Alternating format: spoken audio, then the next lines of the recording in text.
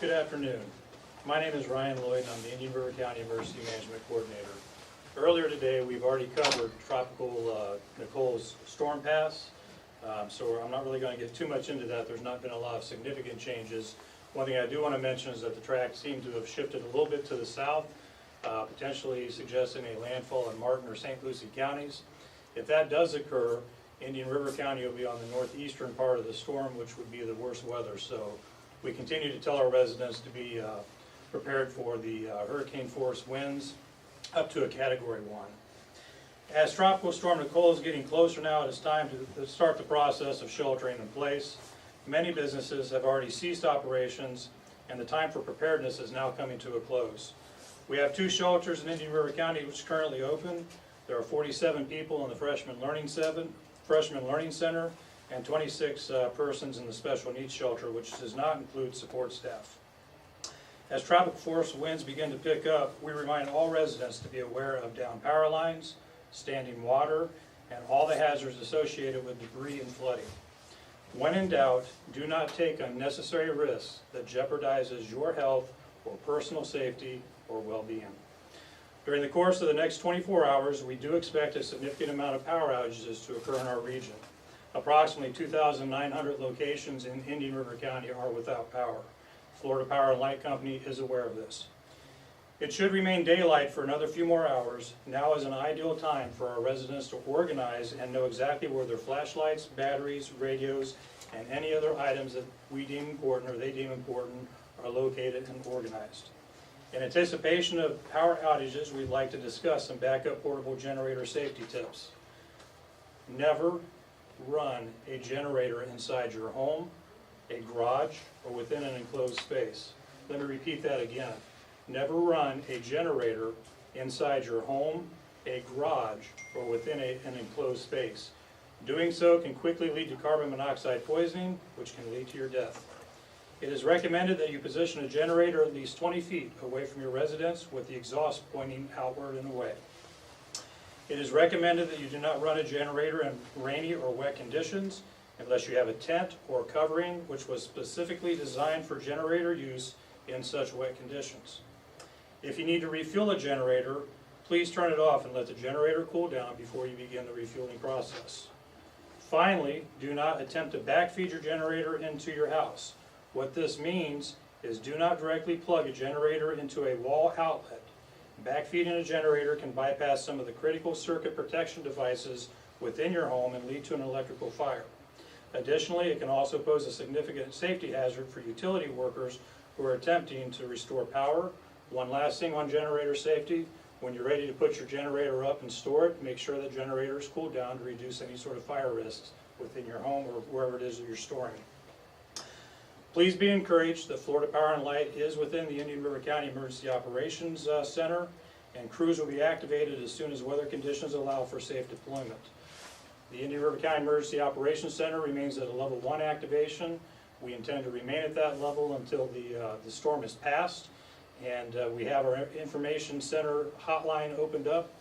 Residents or anyone can call with questions, and that number is 772-226-4000. Again, 772-226-4000.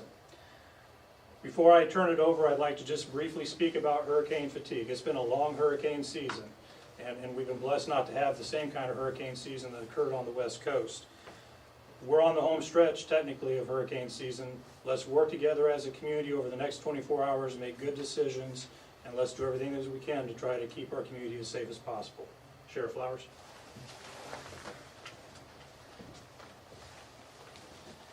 Good afternoon, everybody. We've been out and about touring the county since this morning, and I'll tell you that the water is very high. It is currently not high tide, and we are seeing roadways being very close to being impassable. Flooded areas down by the river, there's certainly going to be roads that are not passable as this storm comes through. Between the storm surge and high tide coming in later, we're going to have some real issues. So I'm definitely very concerned about storm surge, and I want to make sure that our residents know that we've issued this voluntary evacuation to low-lying areas east of US 1, the barrier island. It's time. If you're you know, if you're in that area, we're starting to see this water really rise, and we're getting concerned for you. So don't wait until it's too late. There's certainly going to come a time where winds become so high that we're going to have to pull in first responders, and you don't want to be stuck somewhere where we can't get to you. So get yourself to a safe place, make sure you're doing that. The other message I don't want to send is out there to the bad guys who think they're going to take advantage of Indian River County. It's not going to happen. We are absolutely committed. We've got double patrol out there for the next 24 hours at least. We're going to make sure that any bad guys that think they're going to take advantage of our community members are going to find themselves in our jail real quick, and they're not going to just be facing their regular charges. They're going to get enhanced charges because it's currently a state of emergency here in Indian River County. So if you think you're going to come here and commit crimes, or you're going to step out of your backyard and commit some crimes, it's not going to happen, because our folks are going to be out there looking for you. So that's the main thing, that message I have for you right now. If you're one of those folks that are near low-lying areas and that water is starting to creep, make a decision now, because once those bridges close, once the roads start to close, you're not going to be able to make the decision. It's going to come too late. With that, I'll turn it over to County Administrator Jason Brown. Thank you, Sheriff Flowers. Good afternoon. I'm Jason Brown, County Administrator for Indian River County. I want to talk a little bit about beaches. We've really seen a large impact on our beaches with the high storm surge and heavy wave activity.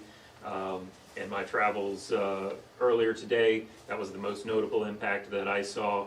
And I just want to encourage our residents to stay home. I know people can be curious.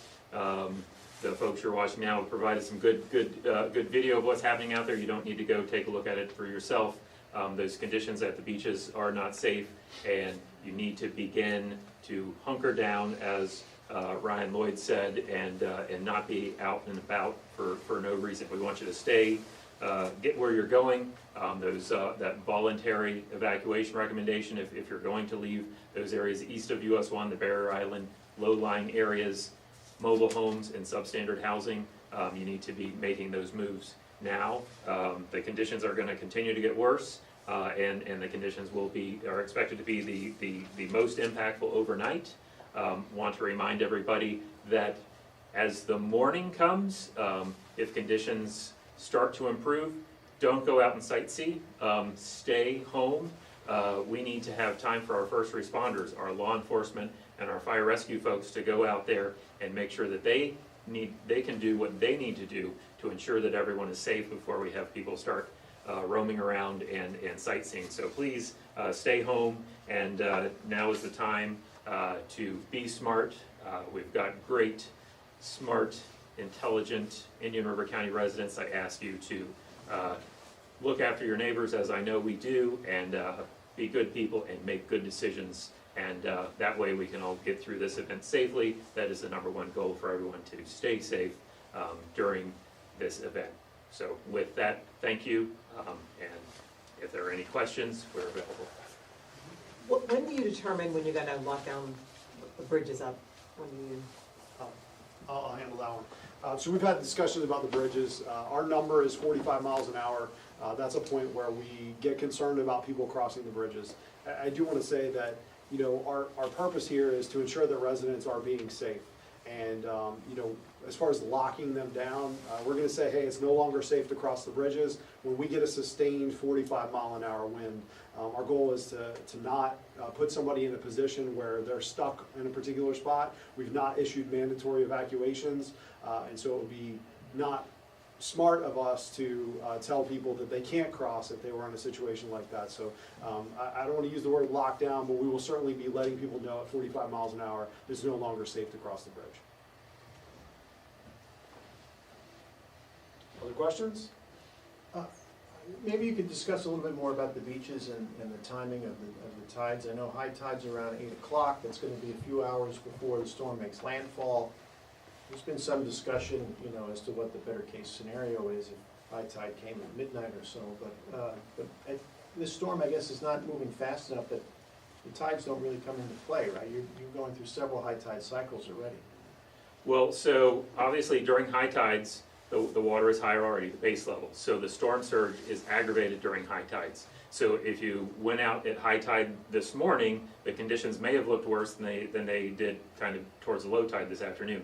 With that high tide coming at a little after 8 p.m. tonight, we anticipate that those storm surge and that wave action will continue to aggravate the beaches and provide more erosion. So we've got at least that next high tide to go through. So we do anticipate the beach erosion and the storm surge issue to become aggravated again with that high tide. And just to follow up to that, is there any concern for any structures along the shore then at this point? We will continue to monitor the situation. We have not had any breaches that we're aware of at this time. But again, these effects are cumulative, and the potential for issues will continue to deteriorate.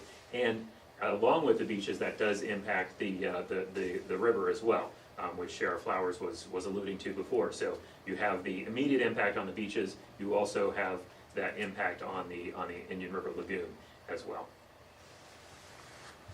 Over off Ocean Drive, that road is starting to buckle a little bit. Can you talk about what you guys are working on for safety purposes over there? So we've worked with our partners at the City of Vero, and they are blocking off that section of Ocean Drive to keep people from driving down there. It can be a dangerous situation. You need to avoid the area, and be aware that that is a dangerous situation. It's, again, not a place for the public to go. I know people are curious, but you need to stay away from those areas because it's dangerous to go in these areas that have been disturbed and are unstable. When was the last time something like that happened? That area has received damage like that in prior storms. The 2004 storms, Francis and Jean, as well as one of the storms a few years ago caused some similar damage. So that is an area that does receive damage, and there has been significant damage to that area, and folks do need to stay out of that area, please.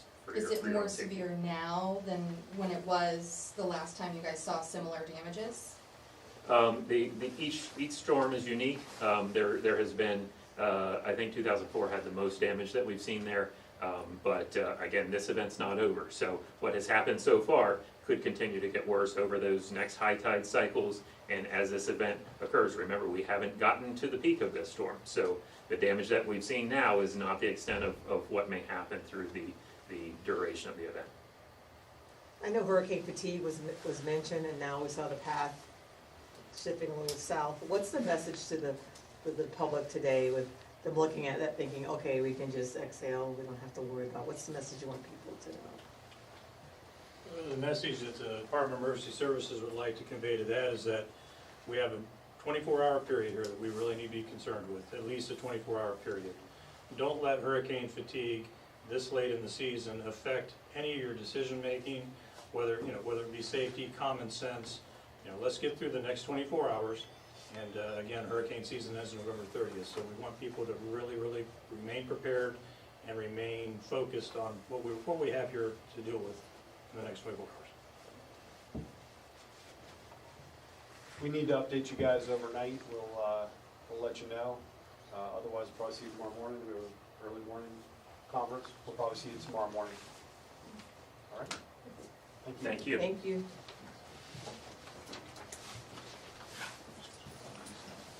Unless we decide, no, well, we might, Overnight, if we we need to. might need even Yeah. late tonight, I depending wanna on